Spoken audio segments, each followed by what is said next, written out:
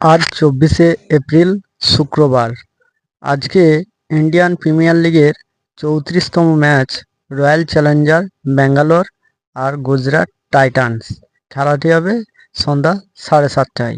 আইপিএলের কোন দল কত পয়েন্ট পেয়েছে, কটি খেলেছে, আজকে তা বলবো। তো তার আগে আপনি যদি আমার চ্যানেলে নতুন হয়ে থাকেন তাহলে আমার চ্যানেলটি সাবস্ক্রাইব করে পাশে থাকবেন। আইপিএলে পয়েন্ট তালিকায় সর্বপ্রথমে আছে পাঞ্জাব কিংস। এই পাঞ্জাব কিংস 6টি ম্যাচ খেলে তারা 5টি জিতেছে আর একটা ম্যাচ ড্র হয়েছে। তো পয়েন্ট তালিকায় তারা 11 পয়েন্ট প্লাস পেয়েছে।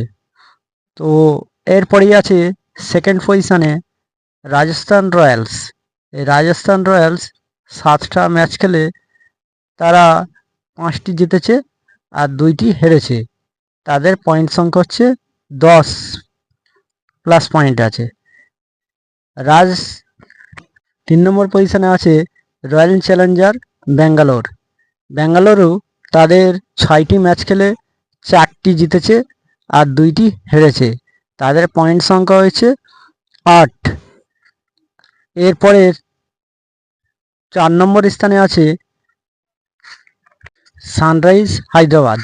হায়দ্রাবাদ তাদের 7টা ম্যাচ খেলেছে এবং 4টি জিতেছে, 3টি হেরেছে। তাদের পয়েন্ট সংখ্যা হচ্ছে 8। চেন্নাই সুপার কিংস তারাও 7টা ম্যাচ খেলেছে এবং 3টে জিতেছে আর 4টি হেরেছে। তাদের পয়েন্ট সংখ্যা হচ্ছে 6। দিল্লি ক্যাপিটাল হচ্ছে 6টি ম্যাচ খেলে তারা 3টি জিতেছে আর 3টি হেরেছে। পয়েন্ট সংখ্যা হচ্ছে 6। গুজরাট টাইটান তারা 7 নম্বর পজিশনে আছে। 6টি ম্যাচ খেলে 3টি হেরেছে আর 3টি জিতেছে। তাই পয়েন্ট সংখ্যা হচ্ছে 6।